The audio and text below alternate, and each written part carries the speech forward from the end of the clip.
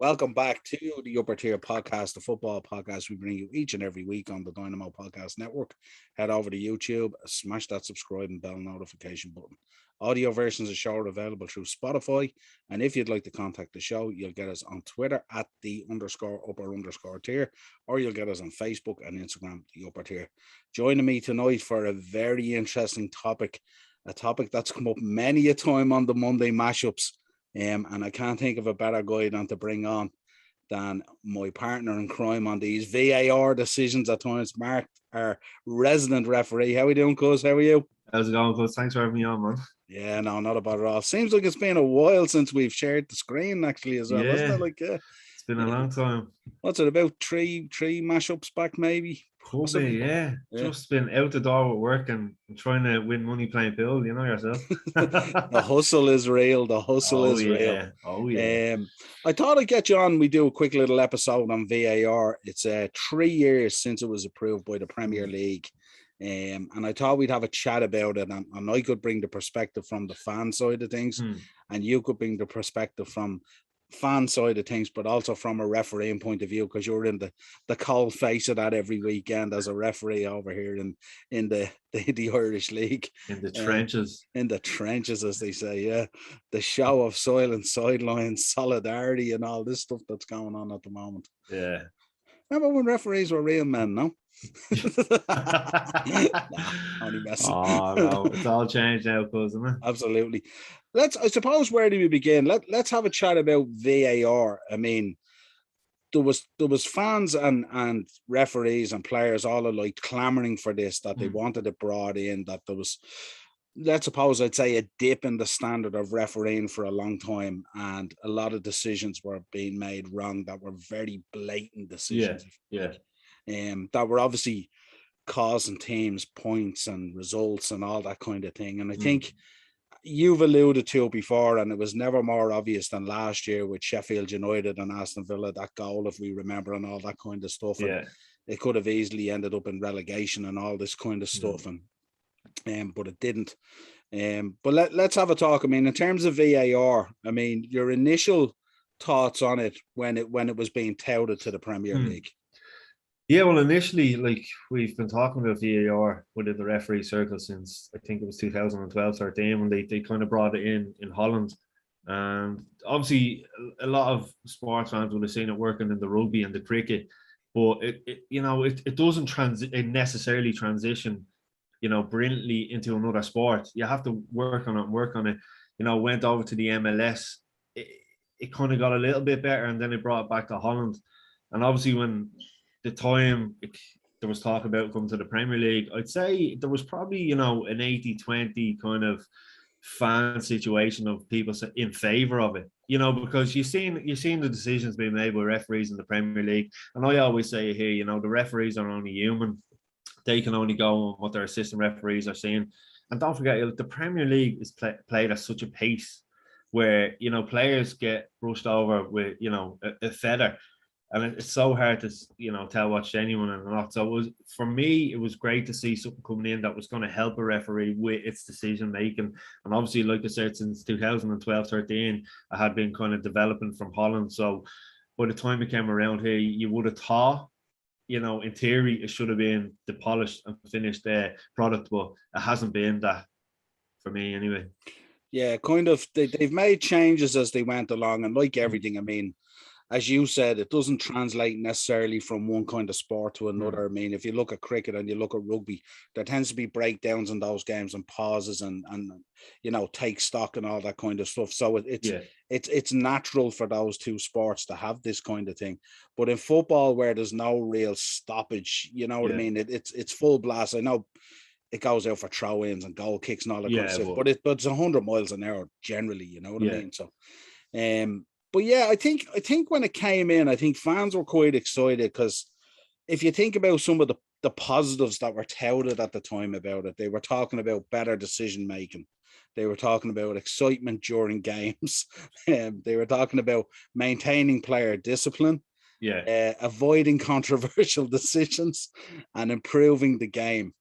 Now it's funny looking now, isn't it? Yeah, looking back at that. So now you look at those 4 or 5 kind of things that it was supposed to deliver. And you're thinking, has it delivered on them in reality? I don't think so. Like when you look at it, when it was introduced, and you're talking about what you're just talking about there, you think of the lower teams in the league. You know, there's always talk about the top 6, top 8 getting all the decisions, penalty decisions, and this, that, and the other. You know, those clubs near the bottom and mid-table would have been looking at that going, right, this is our. Everyone says it levels itself over a season, but doesn't really, you know, that type of way. But as a fan, you're kind of thinking, right, at least the decisions are going to be, you know, they're going to be spot on, well, meant to be spot on. But like, if you're in a stadium and it's taking 4 or 5 minutes for a decision, you're going to get absolutely frustrated. And you know yourself, because when you celebrate a goal, your initial reaction is to jump and go mad, but you're kind of thinking, well, I'm going to have to wait now here 2 minutes to find out, you know, that's, or if goalkeeper says a penalty, again, you're waiting, did his foot leave the line? Like, I'm going to have to wait here till we celebrate. So, for me, it's, the points you just made there, I don't think we've seen any significant changes over the last 3 years, to be honest with you. I mean, that's in theory what it was supposed to deliver. I get your point there that like someone scores a goal and then it's being reviewed for 2, 3, 4 minutes, and you can feel the anxiety around the stadium. Especially if it's a home team, because it's the whole stadium. And then it's kind of like when they're doing the goal check, and then it comes through that it's a goal. You've kind of missed the romance of the celebration, haven't you, really? Because you've kind of half celebrated already and go, oh, hang on, there's a check. And then when it goes, it's a goal, and you go, yay, let's get on with it. But it's not like, you know, the absolute uproar of an actual goal celebration. You know, do you remember that one though? Do you remember Madison scored against Spurs there last season, and he does all this dance in front of the camera, and then it's ruled out, and he just looks like a complete dope, like, you know. And listen, he's not on his own. There was probably 30,000 lads in the stadium doing the same thing. But it's been crazy, like, you know. For me as well, I think for me, anything that helps a referee, brilliant, fantastic, but it's how it's worked for me. I've talked on this program before about Premier League referees. They're the lowest paid referees of the top 5 leagues in Europe, and that shows with the VAR, because you look at the other top leagues around Europe and it's working really, really well. You look at Euro 2020, the only kind of decision I think that was people kind of looked at and thought, Jesus, was the semi-final England against Denmark. That's what I remember, the goal, Sterling's goal, I think it was. Other than that, I think it worked really well in Euro 2020. And I look back at it, the average time for a decision to be made was 80 seconds with the VAR in Euro 2020. And the reason for that was, the difference is, the reason was they had an official judging every different thing. Like, you had one official judging the offsides, one official judging the red cards incidents, one official judging the penalty decisions. So you had an official for each one, where in the Premier League there's only one official observing everything from Stockley Park. And again, that comes down to the FA not investing in officials. That's where it comes back to, because like I said, all the other top leagues in Europe are getting backing and getting funding, but the FA aren't putting it into the referees, you know. And I think that has a great deal to do with it, because we can talk about VAR, but it's still one official talking to another, so it's still human error we're getting. Do you know what I mean? You look, for instance, like Mike Dean or someone in Stockley Park, he's always going to agree with the referee on the pitch, on the field of play that day, you know. It's just, for me, it goes back to investment, and I think until the FA puts money into it, I think we're going to get the same old story, you know. Well, here's a suggestion for you, and this is my limited knowledge on it as well. The people that sit in Stockley Park, should they be ex-referees, or should they be linked to refereeing, or should they be more independent? Well, there was talk about this before, like in some of the WhatsApp groups and stuff like that, with different referees. Like, to me, I don't know. Like, it's if a referee in Stockley Park is, say, on a Sunday, was out at a match. Mike Dean, for instance, remember that Mitrovic should have been sent off, or he got headbutted or something last season, and he didn't give the red card. And then I think there was 2 weeks later he was in Stockley Park, and it was a an obvious red card in the game, and he does the exact same decision he did a few weeks ago against Fulham. That's what I'm saying. There is a technology there, but it's still a referee. It's still a human being that's behind the decision making. So for me, I don't know. Like you hear a lot of ex-players saying, "Oh, the referee." You never see an ex-player going into refereeing, and there's a good reason for that. That type of way. So I don't know necessarily if it would work having an independent, say, adjudicator in there with the referee or not. No, where I was coming from is if you have the referee that's there, I mean, obviously there's a bond within refereeing, different than players or managers or whatever it is, and they have their association. So by definition, they don't necessarily want to go against their mates. Exactly. What I mean? So what I'm saying to you is if you had referees and your linesmen and all the rest of it officiating the game, but when it goes to Stockley Park, then it's people who are not directly involved in refereeing. So what I'm saying, if Mike Dean is refereeing matches this weekend coming up, next week he shouldn't be sitting in Stockley Park. It shouldn't be a referee. It should be a guy who knows the rules of the game a guy who can read the VAR system. Because I mean, VAR is supposed to answer everything, and you're just picking a moment in time with a suggestion of where it is, and you're reading of the game. So what I'm saying is, if you weren't using referees in Stockley Park who potentially have that weekend off, let's say that's their turn to do Stockley Park, I wonder would the decisions work out better, because he wouldn't be thinking, well, Mike Dean gave me this decision last week, and and it's like jobs for the boys, and we're looking after each other. And look, Mike Dean could have whoever's in Stockley Park could be his assistant referee next week in Old Trafford or Anfield, wherever it would be. But again, for me, that your question, it goes back to investment. The FA knew in 2012 and 13 season that this was going to eventually come in. So they should have been looking at it thinking, right, we're going to invest in a team that know the laws of the game, but aren't actually active officials in the Premier League, Championship, League One, League Two. They should have set aside a team, because like you know yourself, they have their panels for the sending offs, they have independent panels for judging whose goal it was and stuff like that. They should have invested in something like that at the time. They didn't do it. They were left to just use officials that are there, and they're struggling for officials, really, And again, like you said, there is egos there. You look at Mike Dean, you look at Michael Oliver. Like Michael Oliver, I thought was a really good referee coming in. He still is, but the more you do it, the bigger the ego gets as well.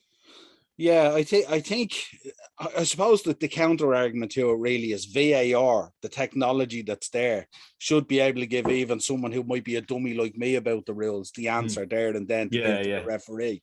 But where it gets a bit contentious, it's not necessarily the offsides. It's not necessarily. I suppose you could argue it could be some of the penalty decisions. But it's this whole thing that's come in now. Like when a player leaves the ground and endangering another player, and a follow through on a tackle, and it got my goat up last weekend because I seen a player getting sent off for Everton with a follow through on a tackle, and 2 hours later, I seen a player following through on a high knee on a tackle on Jordan Henderson Cresswell for West Ham. And I don't want to beat the drum on this just because I'm a Liverpool fan.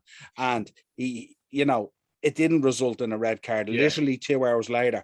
And they weren't really dissimilar. They were both high challenges at the knee, endangering the player's welfare or whatever you guys call it as the actual state. No.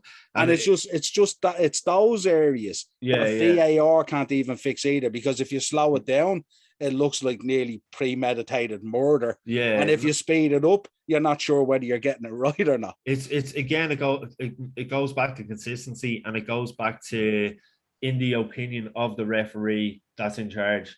Everyone, like, you could have 5 people lined up, 3 would say that's a definite red, the other 2 will say no. That's, you can bring all the technology you want in, but it's still going to go back to the human error, and it's always going to happen until. And to me as well, David Ellery keeps changing the rules. Even in the VAR, the offside rule changed straight. They made the lines thicker to give advantage to the attacking player. They made a mistake the first time around, giving the 10 lines, and everyone was going mad about offside goals. And the laws of the game keep changing and changing, and it does. As a referee, you're trying to take it in all the time. You have to learn. You have to know all the current laws, existent laws, and then you're learning new laws as well. But at the end of the day, it does go back to human error, and people's opinions are going to be divided. Obviously, people love, that's what football is about and all, but it can be frustrating.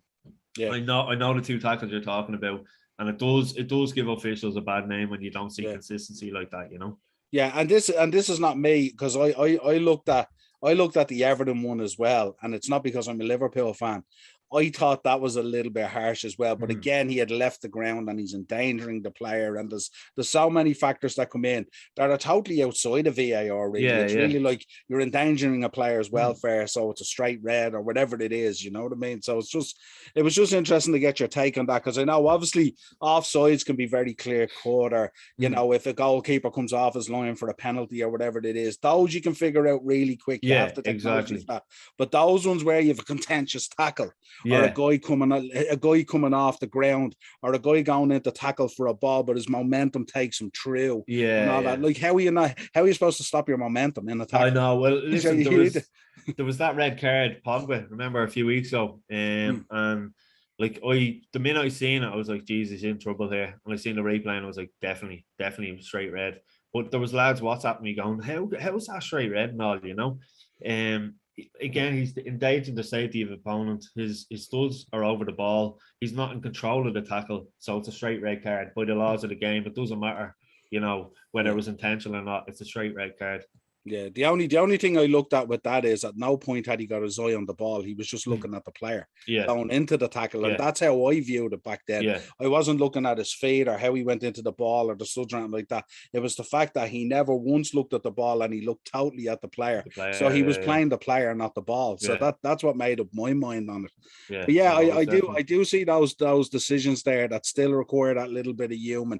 And even if the referee goes over to the sideline and looks at the screen and slows it down and plays it back and slows down, plays it back, that nearly makes it look worse. You know what I mean? Because yourself, if you go over the top of a ball in a tackle and you slow that down, that's GBH at times. Yeah, no, absolutely. But and the other thing is we don't see many referees going over to the screen, which I talked about on here before and all. I think when you make a decision, you have to sell it.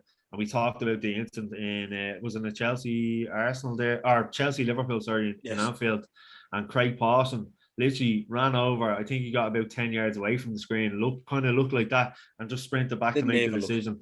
That's the thing. Like, he was trying to Plumaz the Chelsea team there, really, but he failed miserably. Because I think it was just before half time as well, the incident, wasn't it? And but refereeing is all about selling the decision. If he had went over to the screen, spent a bit of time on it, the crowd will say, right, fair enough. He's actually spent time looking. He's made the decision. He's had a talk to Stockley Park in his ear.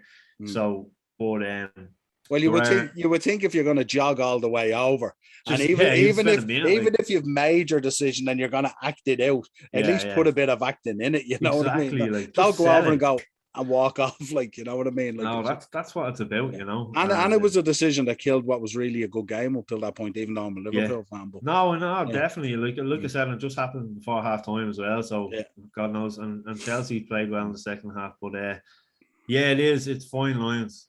It's just fine lines, and it's one of those things. I think I looked it up. The Premier League is, they take the longest time to make decisions. I know we just talked about that, saying it was too fast, but they do take the longest time. And like I said, it takes it away from it. You were at a few games this season already, like the Brighton game and stuff like that. And from yourself, the atmosphere kind of dies out a bit if a decision from VAR goes against you. Yeah, absolutely. It's just it's I don't know. Let's look at the negatives. We did the pros there. So that's not the negatives, no? No, it is, yeah. But this is what, when they were looking at it, when they were, when it was coming in, this is what came out, what might happen. So one of them was time wastage, which we obviously just alluded to and spoke about. A lack of transparency. You can't always see what's going on. So you're kind of in the cold about it, especially if you're in a stadium. Yeah. It can still get decisions wrong, which is, we know, 100%. But the last one is an interesting one. Referees relying more on technology. So are we going down the road here of referees not necessarily want to making decisions and pushing it back on VAR and going, well, I know where to go on this. This was VAR. Everything's VAR kind of thing. And that whole human element is getting sucked out of it to a point. Like, are we staring down the barrel in 20 years time of football where the guy in the middle of the park is going to be like a robot or a drone or something like that, and not an actual human in a black costume? Well, the last point there, like I said it earlier on. To me, they're not relying on technology. They're just relying on another official using the technology to get the decision right, rather than the actual technology itself. Because you're always going to have another official in Stockley Park making those decisions, or advising you, not making the decision, advising you to change your decision, or advising you that you made the right decision. Or then the third option is advising you to go to the screen and actually look at the decision that you have made. So for me, I don't think they're relying, they're lacking and relying totally on technology myself, to be honest with you. Some of the other, the time, like I said, in Euro 2020, the average time was 80 seconds. That's what you want to see. We're not seeing that. Like I said, it goes back to having the officials, the amount of officials in Stockley Park on a game. At the moment, it's like I said, it's only one making all the decisions. Where if you had more, I think it would be more free flowing. In rugby, yes, I know what you're saying about the being in the stands. In rugby, you can actually hear the conversation, what's going on between. Now that is something they're looking at. There's a lot of talk about that.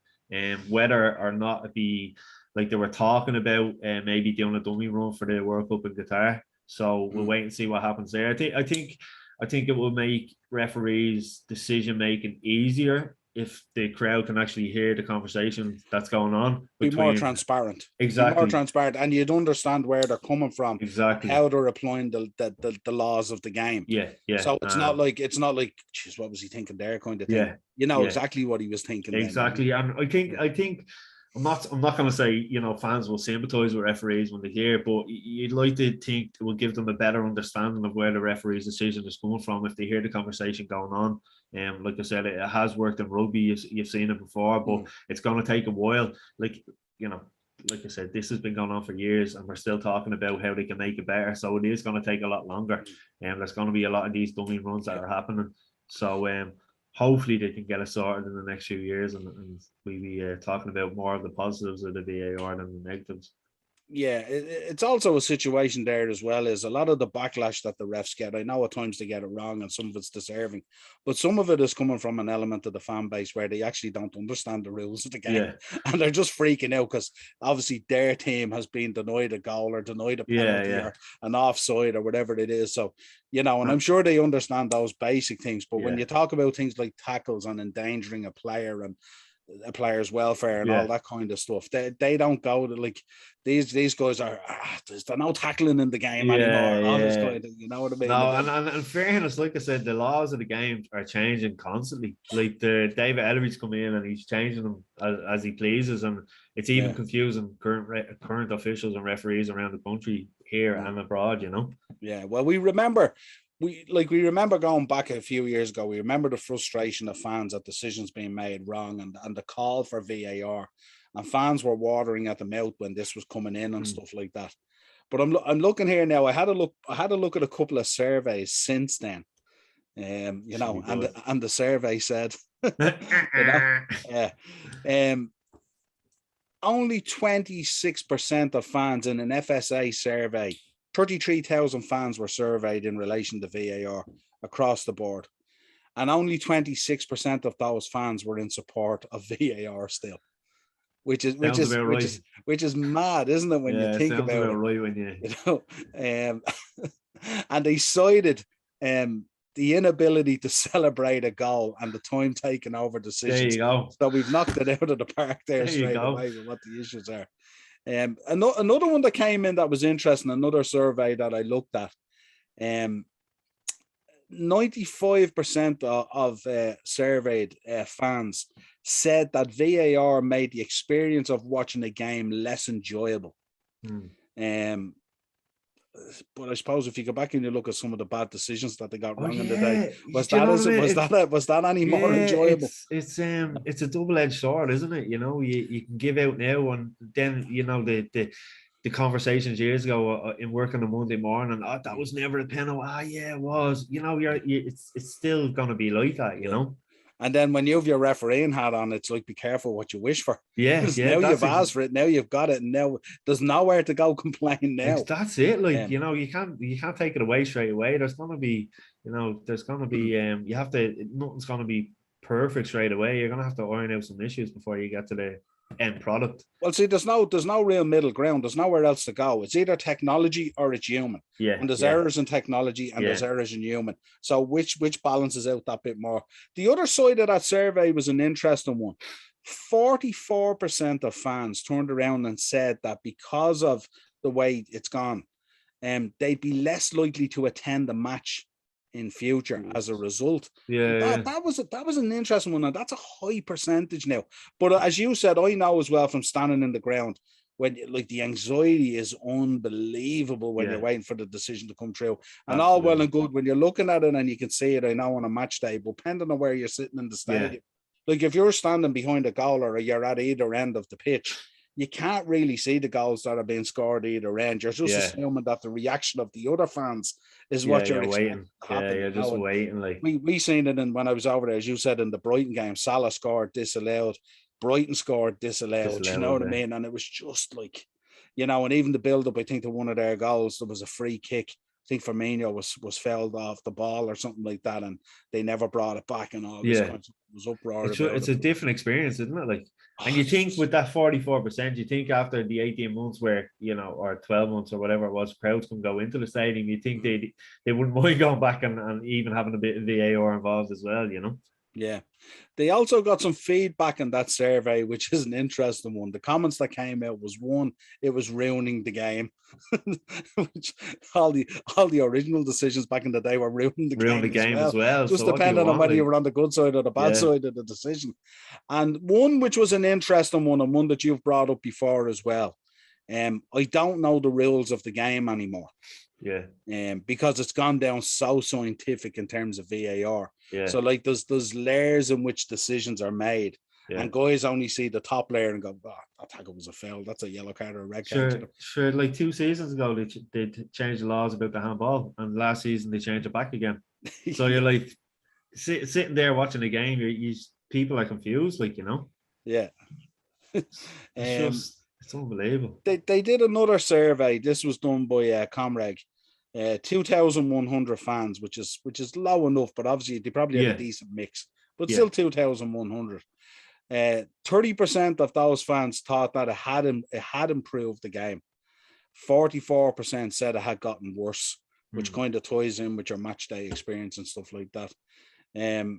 36% of supporters between the age of 18 to 34 believe VAR has made football better. But so, we're out that age bracket, cuz. Well, I'm well out of it anyway, you know what I mean? I'm there and looping back around. So I suppose maybe if you're looking at that age bracket might be more in tune with technology and might be more in tune with the understanding of the rules and dig deep into it to get their knowledge. 29% of fans aged 55 compared to 29% of fans aged 55 or over, which is still not our bracket, thank God. So it's all good. So we're the middle ground there, you know. Well, now it is, and now I was just gonna say it probably is from a certain. I think you said was it 33% there said it's probably from their perspective. They're probably looking at it and thinking, and like I'm a fan as well, probably thinking the referees have maybe got a bit laxy because of VAR, and that's what they're probably getting upset about. Because I feel that way as well, you know. Yeah, absolutely. They delved down into clubs as well, so they made it specific, which was a good idea, I think, as well, because you know yourself, depending on how your team is doing and when you're doing the survey, you know, like if you're winning all the trophies, your VAR is the best thing ever, you know. But Arsenal fans were surveyed. 44% are more likely to believe that VAR has made football better. That was Arsenal. 37% of Chelsea fans, 34% of Liverpool fans, and 32% of Manchester United fans felt it had improved the game more. Now, I know our viewers out there, and you could drop your comments into the episode, but our viewers out there would tend to believe that the teams, the original top four, if you like, or whatever it is, would tend to get more rub of the green and more rub of decisions. Yeah, exactly. And over time, I suppose, with the history and the success of Arsenal and Man United, the other teams would believe that they would get more rub of the green as well with the success that they've had. So it was interesting to see that, the percentages drop as the success goes up, depending on the team that you follow.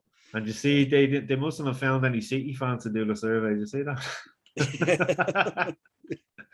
Yeah. I was talking about the original top four. Oh, yeah, that's all right. That's all right. Just put that out there.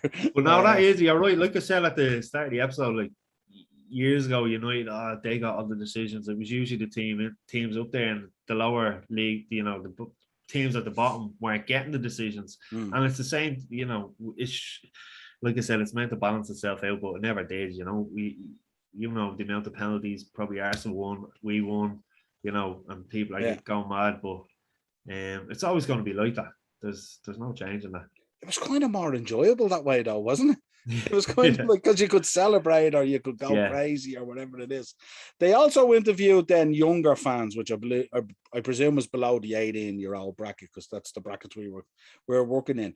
35% said that VAR was being employed consistently in that age bracket, and 33% said it was inconsistently. So there's nothing conclusive there. There's kind of a flip of a coin, really, you know what I mean? So yeah, again, it depends on when you took the survey, if you got a good decision that weekend. Or not, like.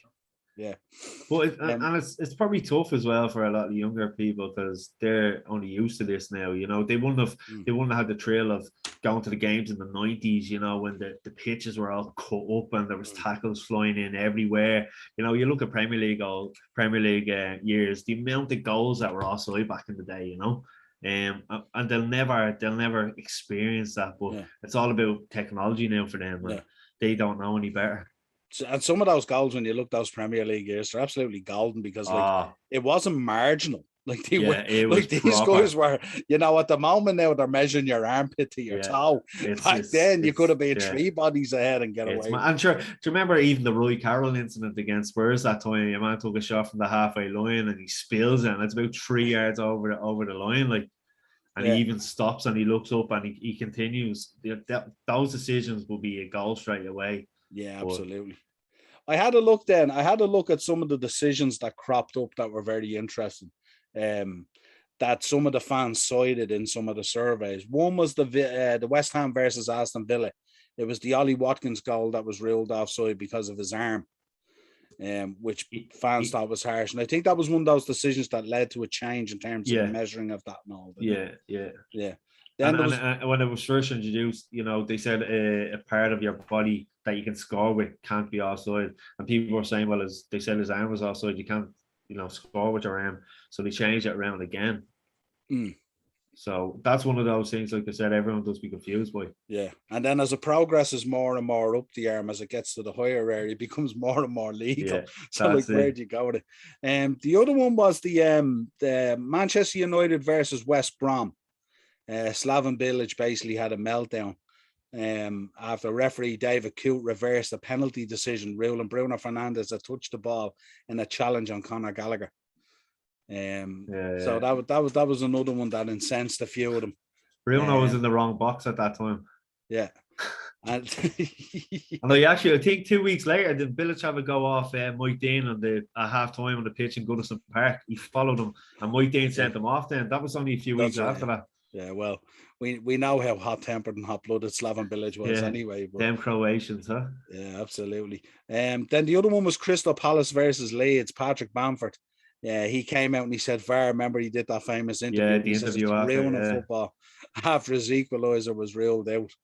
Yeah. And then, of course, the one that's probably the one that's cropped up at times as being one of the most contentious ones was the GBH tackle from Pickford and Van Dijk that put him out for the whole season. Talking about a lad who left the ground and endangered the welfare of a player. There you go again. Michael Oliver was a referee that day, and to me, he was, when you seen him coming up through the ranks in League 1, League 2, because I did watch all the lower leagues and stuff like that, and he was well sought after, and he came in and he did well, but he let himself down in that game. It should have been a straight red card. Pickford endangered the safety of an opponent, and Obviously, because you can't give you can't necessarily give a red card about the damage, because we didn't know what damage he had done at the time, but it was you knew straight away endangering the safety of an opponent. Yeah, absolutely. So that's kind of where I came from on it, and that's what I was kind of looking at. Anything to add going forward? I mean, what would you like to see happen? Is there any changes you'd like to see come in? Like I said, the one for me would be the communication, that you can actually hear it if you're watching it on telly, or if you're in the stadium, you can actually hear the communication between the officials on the field of play and the officials in Stockley Park in charge of the VAR. Again, like I said earlier at the top of the show, more investment from the FA. The FA need more officials there. I'll go back to Euro 2020 again.